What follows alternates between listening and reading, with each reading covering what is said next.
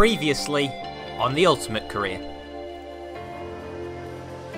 We've got 5 lights, the car's pointing to the inside and away we go. We get another good start just like we did in Australia, going up the inside, but we're going to get blocked using the curves to get past Sebastian Vettel and up into a podium position. So this is a very, very good start for ourselves.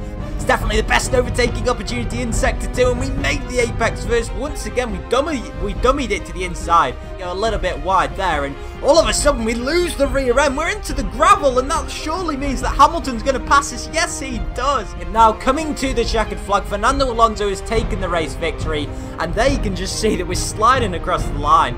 A little bit bizarre, but anyway, it's P3 for us, only P13 for our teammate.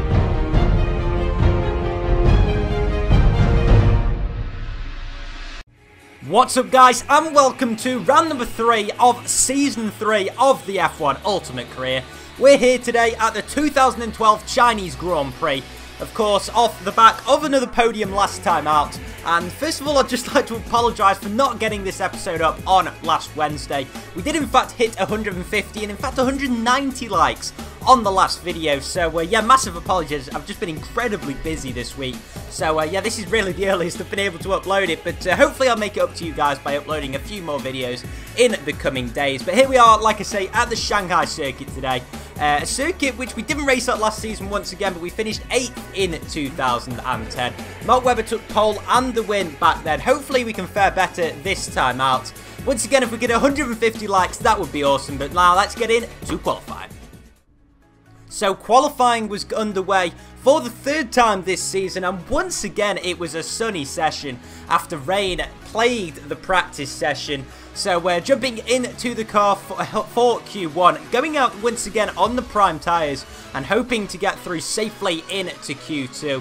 Now coming towards the end of the second sector split. Now the first sector we were gaining a lot of time. The middle sector we were a little bit slow, and as well as the third sector. And now you can see we're coming across the line to go 6th fastest in the session, which is very, very good considering we are on the prime tyres.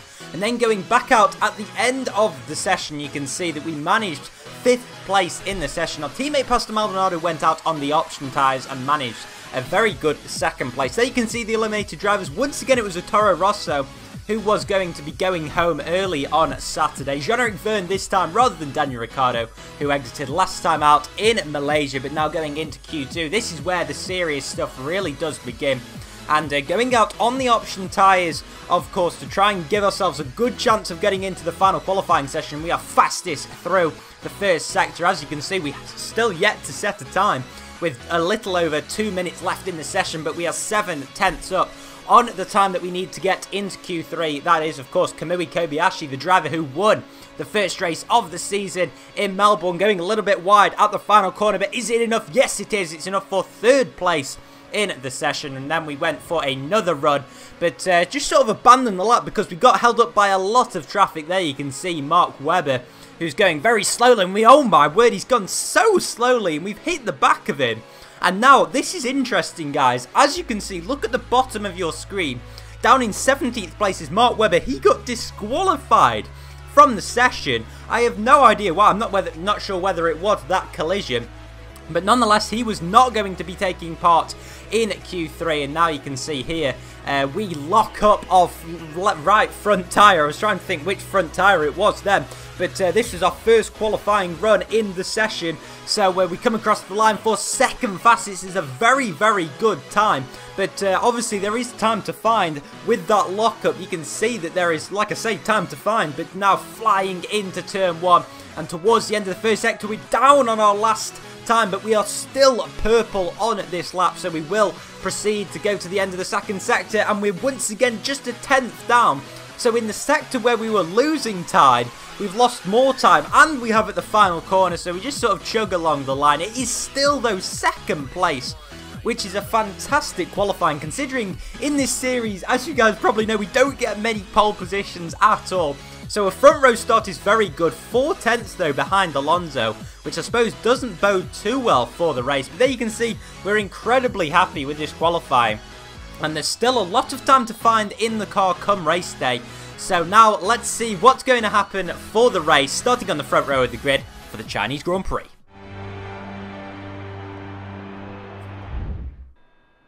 So then, starting in second place, and as you can see, we've got a 13% chance of rain to occur in the race, so maybe the back end of this race is going to throw some surprises. But I believe it is just a one-stopper today. We're going to be stopping on about lap 12. It's a 28-lap Grand Prix we've got ahead of us today. Of course, once again, a 50% race, like the whole season is going to be. If you guys do want maybe a couple of 100% races, I'm thinking of doing Monaco and Silverstone as 100% races, then let me know down below, guys. Also, let me know down below what you're thinking of this season so far. That would be fantastic to hear. But without further ado, it's time to get into the race now. We've got 3 lights, 4 lights, and 5 lights, and we are lights out, and away we go for the Chinese Grand Prix. We get a fantastic start on Fernando Alonso going into turn 1, and now we're going to look at the replay cameras going into the first couple of corners. You can see we're just sort of slotting in behind Alonso. We're not going to make any rash moves at this stage, but that's Roman Grosjean, who's up into 3rd position early on in this race, but he could not make any inroads, and in fact Felipe Massa managed to claim that inside line and got up into P3. Alonso sort of striding into the distance at the moment, but he is just 7.5 tenths ahead of ourselves through sector 1, so we're going to be looking to try and close that time now into the next couple of laps, and skipping now onto lap 3, and we go a little bit wide, but Alonso's off the track, so what on earth has gone on there? Oh my word, he has made a mistake very early on in the race, and it's just so rare to see a mistake from the AI. I mean, I remember back on F1 2012, it just never happened, but well, we've seen it, it's happened, it's possible to happen, and I suppose if it's going to be anywhere, it's going to be turn 1 at this circuit, which is notoriously difficult. And, well, really nothing happened in this first stint of the race. A little bit like in Malaysia, but come lap 9, Fernando Alonso was really on the charge and looking to make amends for his mistake. And now we're going to claim that inside apex, but we've outbroken ourselves. And, oh my word, we go into the gravel. And that is just not what we wanted to see. But if you look at our front tyres, they're completely shot. And when we look on the replay there, you can just see it was a simple out-braking sort of manoeuvre.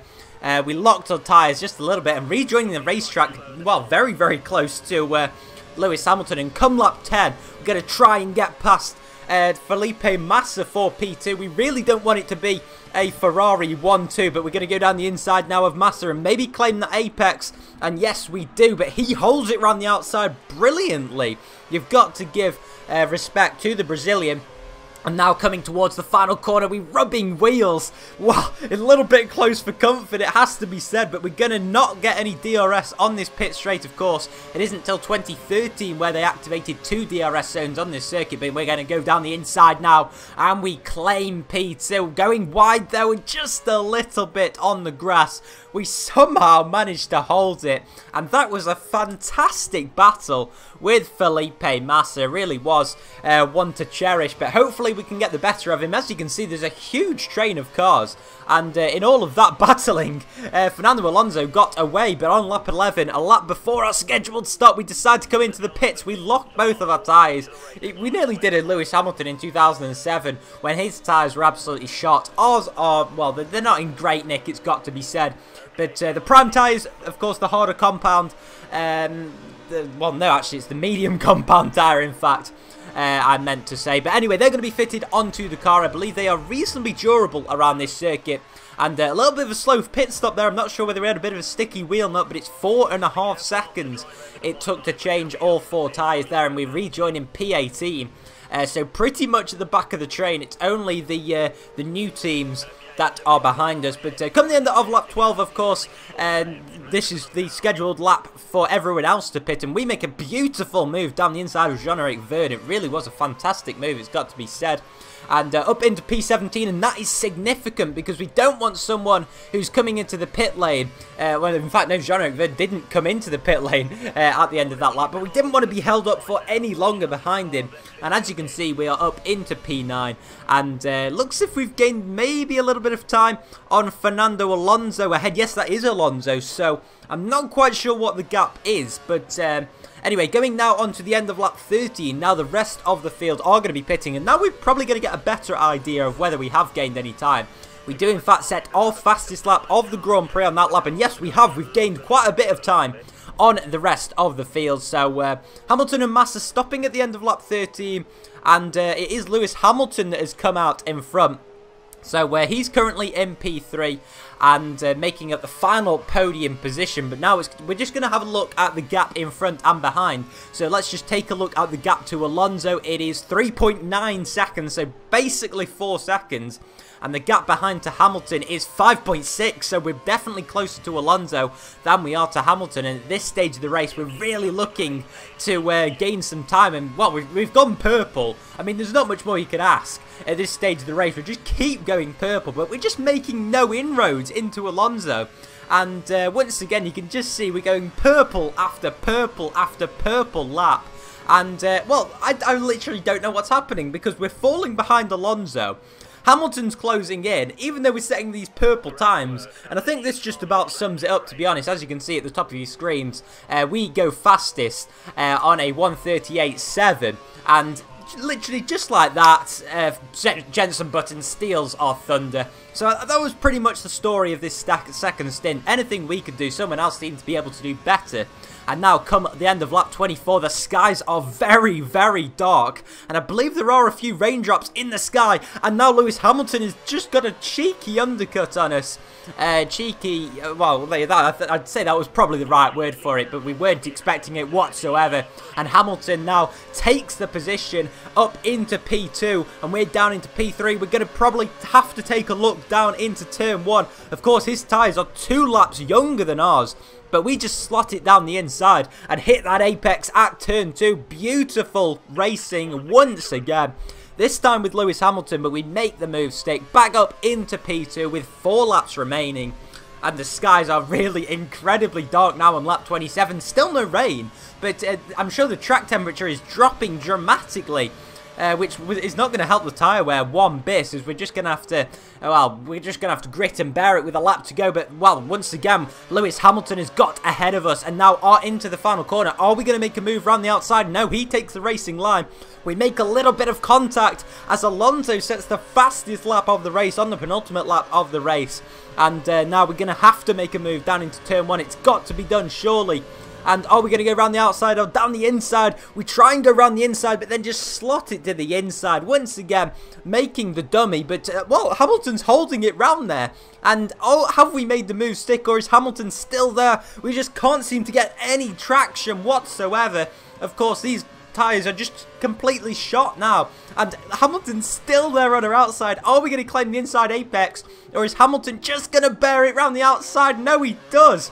He's up into P2, but are we going to make the move?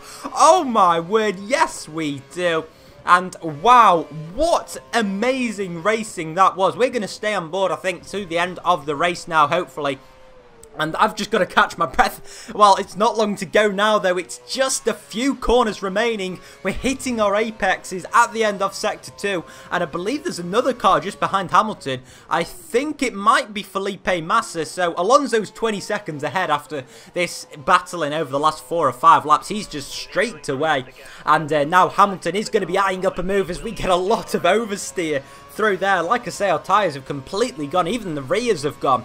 But the front tyres just couldn't turn in to these high-speed corners at this stage of the race. And Hamilton's going to go around the outside as Fernando Alonso takes the second victory of the season for him. And now this is all about the battle for second place. Is Hamilton going to make the move stick? We've got no curves to defend. He's made the move now coming into the final corner. Are we going to go around the outside? There's contact. There is contact. And we are round, and it's just carnage. Button's gone round the outside of us. Felipe Massa's taken a podium spot. Button's stopped on track, and it is action everywhere. Oh my word, we've lost out on a podium. We've only managed P4, and our teammate takes P8, but that is no consolation for what could have been.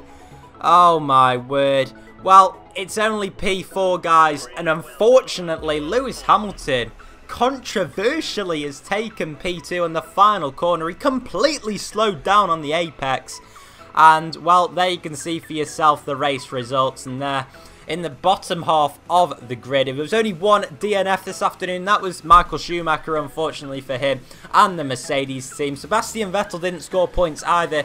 And there, the Drivers' Championship, you can see that Fernando Alonso is now leading the championship. That could prove costly. We've lost 6 points, so basically we would have been 4 points behind.